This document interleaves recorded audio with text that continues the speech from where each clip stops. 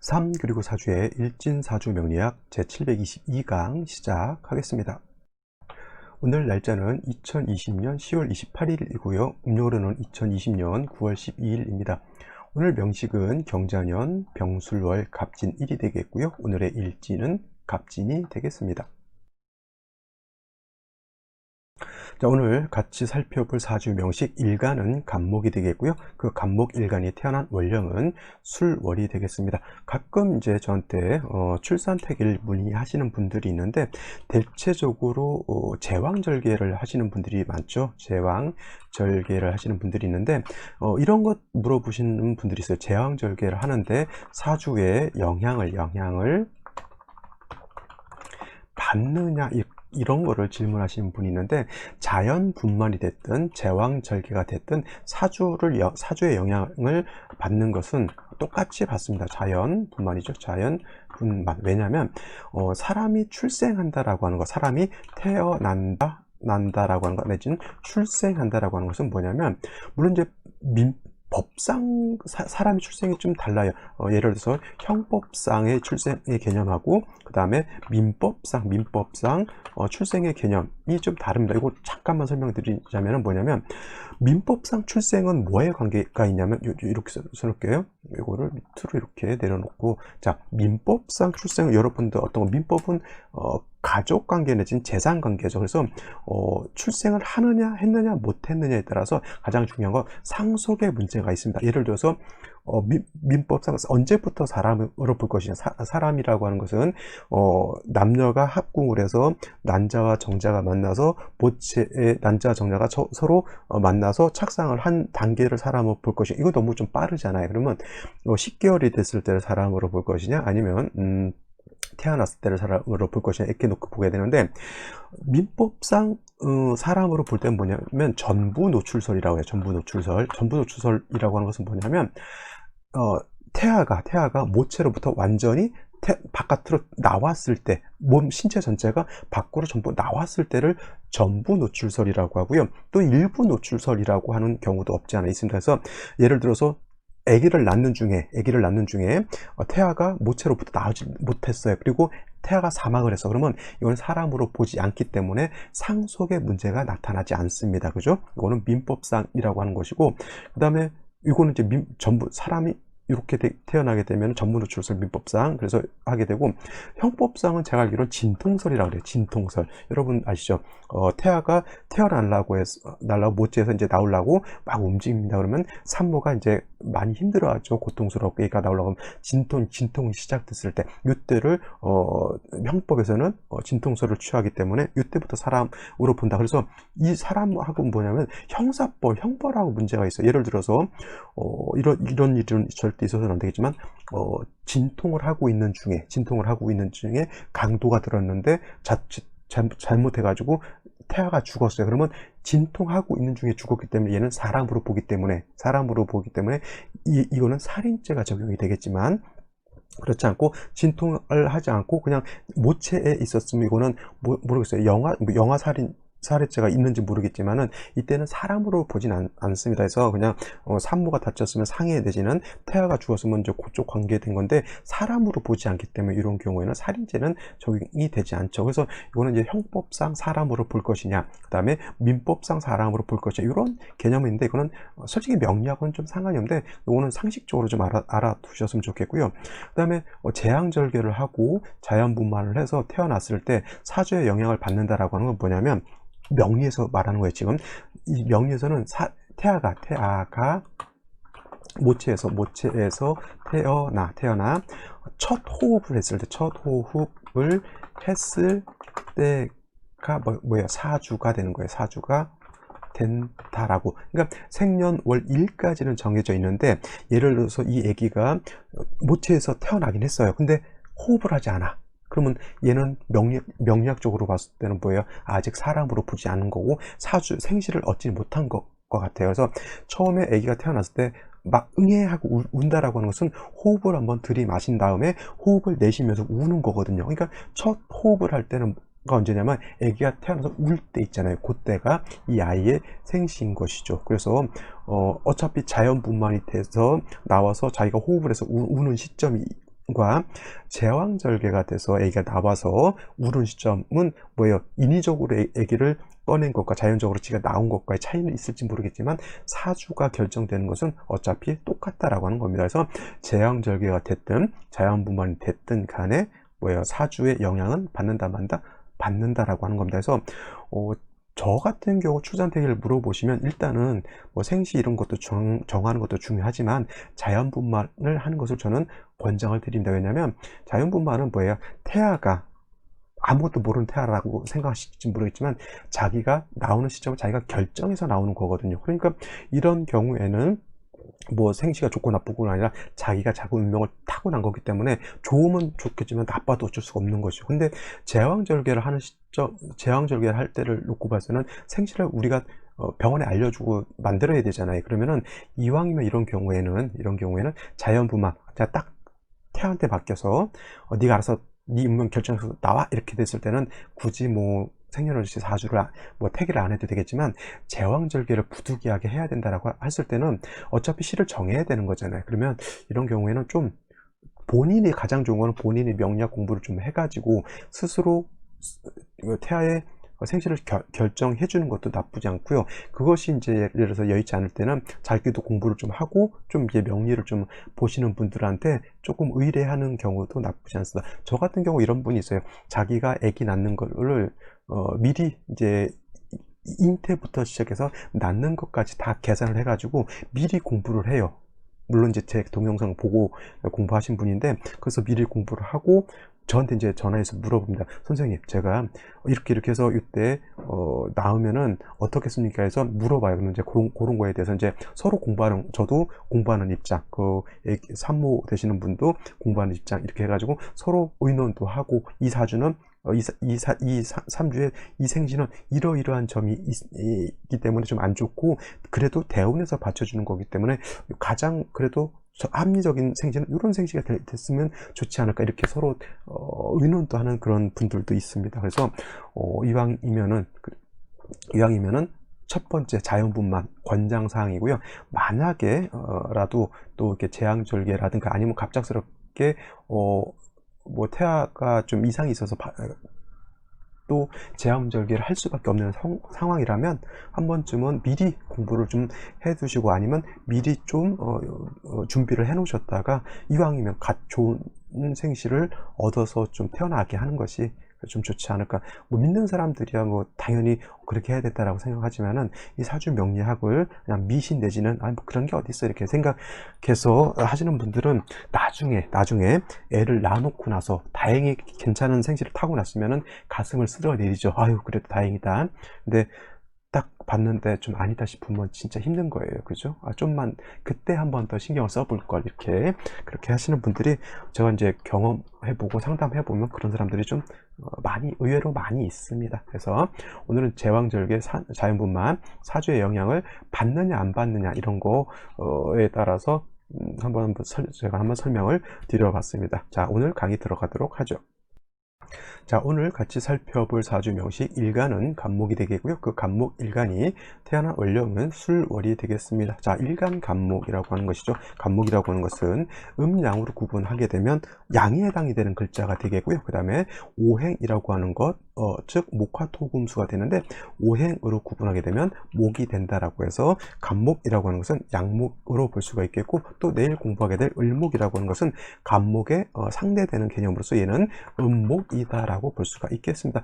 간목이라고 하는 것, 음목이라고 하는 것, 을목이라고 하는 게 나눠지게 되는데, 양목인 간목 같은 경우에는 양의 성질을 갖고 있죠. 그래서 크고 진기하고 굵고 형평성을 가지고 있는 대리목, 즉 큰 나무라고 이렇게 볼 수가 있겠습니다. 큰 나무, 저기 강원도 쪽에서는 나무를 낭구라고도 이렇게 표현하기도 합니다만, 자, 반대로 또 반대는 아니죠. 을목, 음목이라고 하는 것은 큰 나무는 아니고요. 작은 화초 내지는 작은 꽃을 피우는 나무에서 회목이라든가 회초라고 이렇게 표현합니다. 그래서 간목 같은 경우는 아름드리 큰 나무 있죠. 굉장히 굵고 단단하고 고든 나무지만, 을목 같은 경우 예를 들면 장미꽃 같은 거 내지는 개나리 같은 거, 이런 것이기 때문에 간목에 비하면 을목은 좀 부드럽고 유연하고 잘 부러지고 약하죠. 그래서 비유를 할 때는 뭐에 난초 같은 것으로도 비유를 하고요. 그 다음에 넝쿨 식물 같은 거 있죠. 칡넝쿨이라든가 그런 것도, 넝쿨 식물은 부드럽기 때문에 감고 올라가는 거잖아요. 그래서 을목이라고 하는 것의 특성이 이렇게 되어 있습니다. 그래서 감목 같은 경우는 재질 자체가 단단하고 곧고 그 다음에 굵잖아요. 그래서 제목으로 쓴다라고 해요. 제목, 배워서 가구를 만들 수도 있겠고요. 궁궐을 지을 때 기둥으로 쓸 수도 있겠고, 내지는 큰 범선, 배를 만드는 목재로도 쓸 수 있죠. 그래서 감목 같은 경우는 동량지목으로서 내지는 동량지제라고도 합니다. 그래서 제목으로서의 용도가 있는 것으로 본다라고 하면, 을목 같은 경우에는 말씀드렸던 것처럼 회목, 회초이기 때문에 매우 연약하고 부드럽고 잘 휩니다. 예를 들면 이런 것과 같아요. 저기 이솝우화 있잖아요. 이솝우화에 보면, 이솝우화는 애기들이 읽는 책이 아니라요. 이거는 제가 봤을 때는 들은 얘기입니다. 어른들이 봐야 되는 책이죠. 굉장히 희화화해서 어른들한테, 아이들도 마찬가지겠지만 굉장한 가르침을 주는, 깨우침을 주는 그런 우화가 되죠. 이때 보면 참나무와 갈대라고 하는 얘기가 있어요. 그래서 참나무하고 갈대하고 서로 다투죠. 참나무는 크고 단단하고 이런 나무지만 갈대는 작고 유연하고 약해 보이죠. 그래서 참나무가 의시됩니다. 갈대한테 너는 그렇게 약하고 어쩌고저쩌고 이렇게 하니까 갈대가 흥치뽕 해가면서 이제 그렇지 않다, 나도 강한 면모가 없지 않아 있다, 이렇게 서로 싸우죠. 근데 아닐 때는 이제 태풍이 불죠. 엄청난 바람이 부는데 서로 어느 정도까지는 버티는데, 참나무 같은 경우에는 그 모진 바람을 버티다 못해 참나무는 부러지죠. 하지만 갈대라고 하는 것은 뭐예요? 부드럽고 유연하기 때문에 그 바람을 잘 순응을 하죠. 그래서 감목 같은 경우, 이 참나무라고 하는 것이 감목이 될 것이고, 갈대라고 하는 것이 음목이 되죠. 감목이라고 하는 것이 대체적으로 뻣뻣하고 강직하고 우직하고 뭐 그러한 기질은 갖고 있는데, 말씀드렸던 것 참나무와 갈대, 참나무처럼 어느 정도 일정적인 시련은 참고 버티지만은, 자기 어느 정도 그 시련을 넘어가게 되면 감목은 어떻게 돼요? 스스로 부러지는 성향을 가지고 있습니다. 근데 을목 같은 경우는 연약해 보이고 되게 약해 보이지만 오히려 생명력은 감목보다 을목이 더 강하다라고 이렇게 볼 수가 있는 겁니다. 그래서 을목 일간들이 대체적으로 처세 같은 걸 굉장히 잘하는 그러한 사람들이 굉장히 많고요. 감목 같은 경우는 우직한 맛, 이런 것들은 또 있다라고 이렇게 볼 수가 있겠습니다. 그래서 감목 같은 경우에는 동량지목으로 쓰는 용도, 을목 같은 경우는 부드럽지만 꽃을 피우는 용도, 이렇게 생각해 보시면 되겠고요. 기본적으로 감목은 경금이라고 하는 것, 정화라고 하는 것으로서 배합을 맞춘다라고 하면, 을목은 꽃을 피우는 꽃나무이기 때문에 따뜻한 햇볕과 적당량의 물, 즉 병화와 개수로서 배합을 맞춰준다라고 보시면 되겠습니다. 이거는 이제 일간의 특성만 놓고 본 것이고요. 이 일간의 특성을 이렇게 알고 난 연후에는 그 일간이 어느 원령에 태어났느냐를 놓고 보게 되고요. 또 원령이 정해지게 되면 나머지 일간과 원령의 상관관계를 따져서 나머지 글자의 배합을 놓고 보고요. 또 대운까지도 살펴봐야지만 이 사주가 좋은 사주인지 나쁜 사주인지, 재물을 얻을 사주인지 귀를 얻을 사주인지를 우리가 살펴볼 수가 있겠죠. 그러면 원령을 한번 살펴보도록 하겠습니다. 자, 원령이라고 하는 것, 술월에 태어난 사주 명식이 되겠습니다. 술월이라고 하는 것은 신유술 서방에 해당이 된다라고 말씀을 드렸고요. 서방. 그래서 일단은 서방이면서 계절은 가을. 근데 이 술월은 가을 중에서도 늦가을에 해당이 되고, 좀 유식한 표현을 쓰게 되면 모추라고도 하고요, 내지는 개추라고도 하고요, 내지는 늦을 만자 만추라고도 이렇게 표현합니다. 다 똑같은 늦가을이라고 하는 뜻이라고 말씀드리면 되겠고요. 술월이라고 하는 것은 원래 신유술 서방이라고 하는 권역은 금이 왕한 계절이지만, 술월만 놓고 딱 떼서 놓고 보게 되면 토왕절이다라고 볼 수가 있는데, 술월에 기후적 특징은 뭐예요? 술월은 늦가을이면서 한로가 되면서부터 술월이 되는 것이고, 입동이 지나면 술월에서 바로 해월, 겨울로 넘어가죠. 기온이 어떻게 돼요? 차갑다라고 하는 개념. 그 다음에 기온만 차가운 게 아니라 술토라고 하는 이 토의 특징을 한번 더 살펴봐야죠. 토 중에서 술토 미토라고 하는 것은 마른 땅이죠. 건토 내지는 이걸 갖다 조토라고도 표현하죠. 자, 기온은 차가운데 마른 땅입니다. 그래서 저온 건조하다라고 하는 겁니다. 나무든 사람이든 식물이든 동물이든 일단 어느 정도 좀 습기가 있고 물이 있어야 사는 것인데 매우 건조하고 기온이 차갑죠. 그러면 이것도 고온 건조해도 고온 건조라고 하는 개념도 있죠. 건조. 그 다음에 저온 건조인데 똑같이 뭐예요? 사막화됐다라고 하는 차원에서는 똑같습니다. 단 기온이 하나는 뜨거운 것이고 하나는 낮은 것이죠. 건조하다라고 하는 건 똑같습니다. 사막화된다라고 하는 것이죠. 그래서 간목이라고 하는 것이 술월에 이렇게 태어나게 되면 매우 차가고 건조한 때 태어나기 때문에 물이 없으면 간목이라고 하는 것은 뭐예요? 뭐가 되죠? 고사, 말라서 죽을 수밖에 없는 운명인 겁니다. 그래서 술월의 간목이라고 하는 것은 일단 내가 존립을 해야지만 나머지 글자가 좋으냐 나쁘냐를 살펴볼 수 있는데 내가 존립이 안 된다라고 하면은 뭐예요? 나머지 글자가 어떤 글자가 오더라도 내가 죽어버리면 끝나는 겁니다. 그래서 술월의 간목이라고 하는 것은 가장 먼저 물이 필요한 거예요. 물.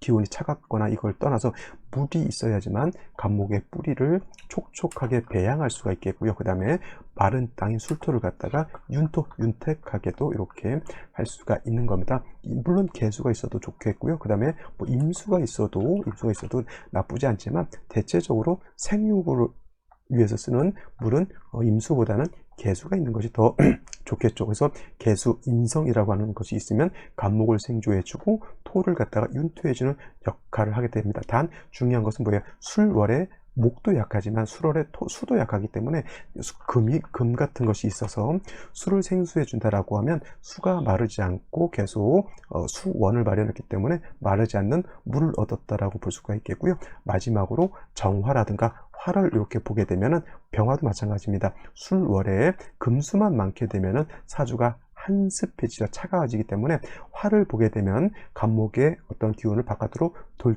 발산시키는 역할도 하지만 술월에 차가운 그런 기운을 갖다가 따뜻하게 해줄 수가 있습니다. 그래서 결론적으로 말씀드렸을 때 간목이 술월에 태어났을 때는 개수로서 간목의 뿌리를 배양하고 윤토하는 역할, 단 수가 약하기 때문에 금으로서 수를 생조해주면서 병화라든가 정화가 있게 되면 날씨를 따뜻하게 해주기 때문에 사주의 배합이 원활해질 수 있다, 이렇게 볼 수가 있는 겁니다. 그러면 오늘의 명식과 생시를 한번 살펴보도록 하겠습니다.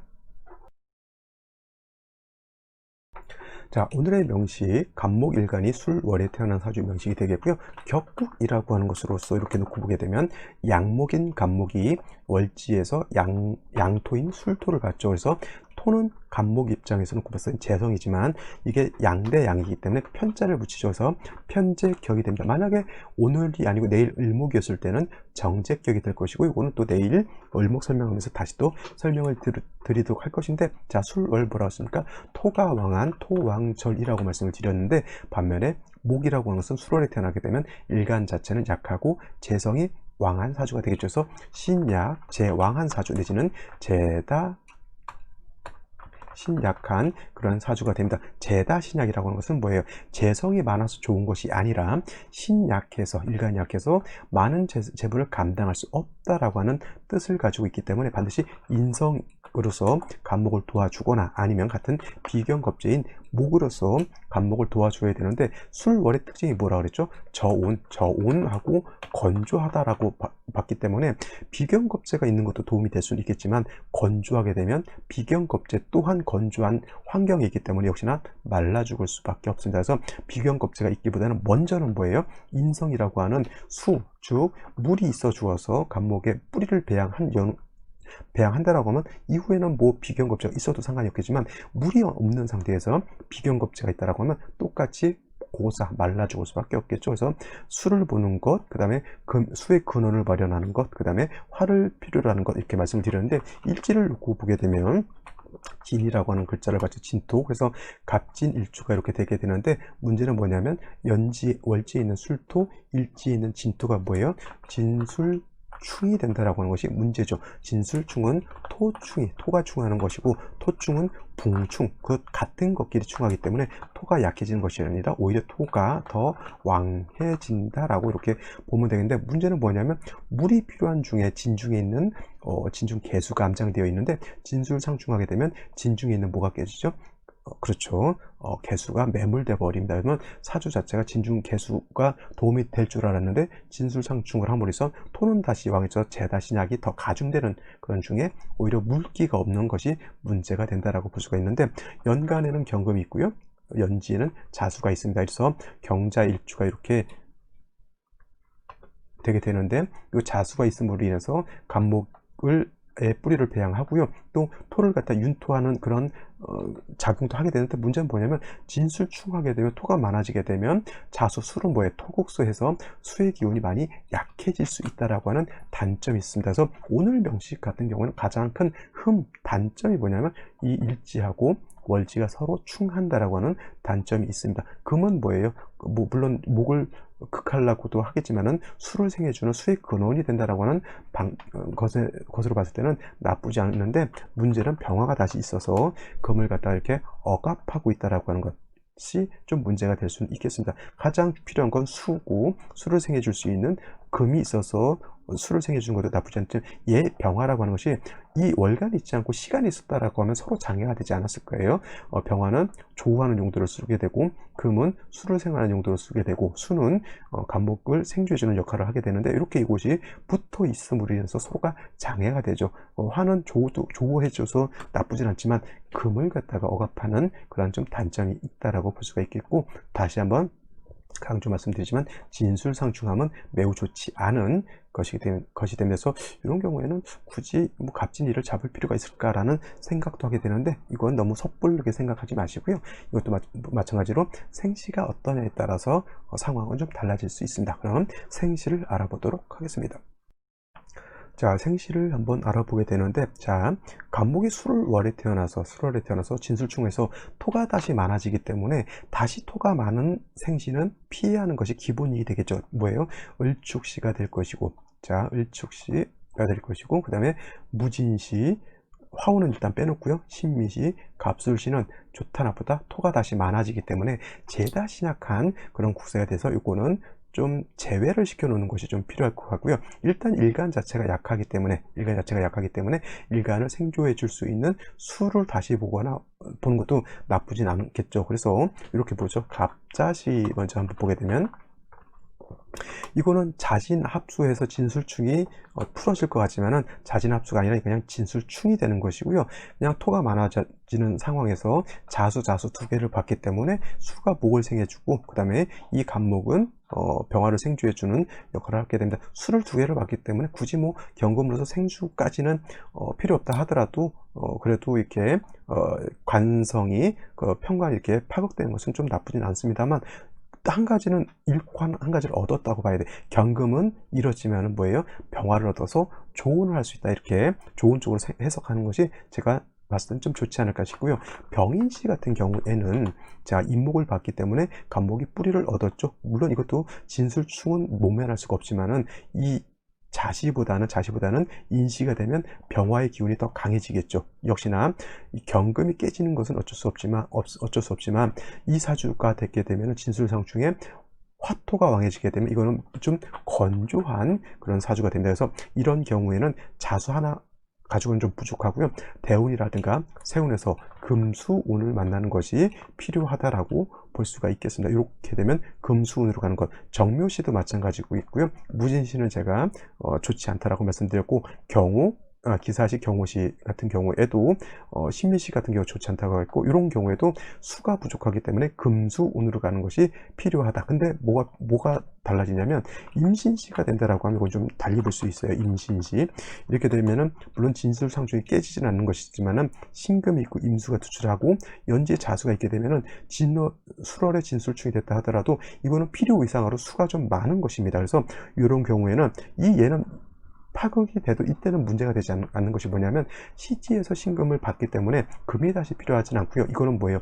조후의 필요성이 오히려 더 많아지기 때문에 이런 경우는 목화운, 즉 화가 살아나는 운으로 가는 것이 더 좋겠고, 개유시도 마찬가지로 한습한 걸로 이렇게 볼 수가 있겠습니다. 그래서 이런 경우에는 운로 자체가 금수운보다는 목화운으로 가는 것이 좋고, 아까 병인 정묘시, 기사 경호시는 목화운이 아니라 금수운으로 가야지만 발전할 수 있다. 이런 것들이 똑같을 것 같아요. 사주 원국이 똑같을 것 같지만은 매우 다르다라고 볼 수가 있겠고요. 또 어떤 분들 대운을 보지 않고 원국만 놓고 보시는 분들도 있는데, 사주도 중요하지만 사주가 중요한 만큼 대운의 흐름도 매우 중요하다라고 하는 것 꼭 명심해 두시고요. 또 오늘 서두에 말씀드렸던 것, 제왕절개라고 하는 것, 그 다음에 자연분만이라고 하는 것의 차이 제가 간단하게 설명드렸는데, 이런 것들도 좀 알아두셨으면은 두시면 사주 공부, 명리 공부하는데 조금은 도움이 될 수 있을 것이다 라고 말씀드릴 수가 있겠습니다. 자, 오늘은 여기까지 설명드리도록 하고요. 저는 내일 또 찾아뵙도록 하겠습니다. 감사합니다.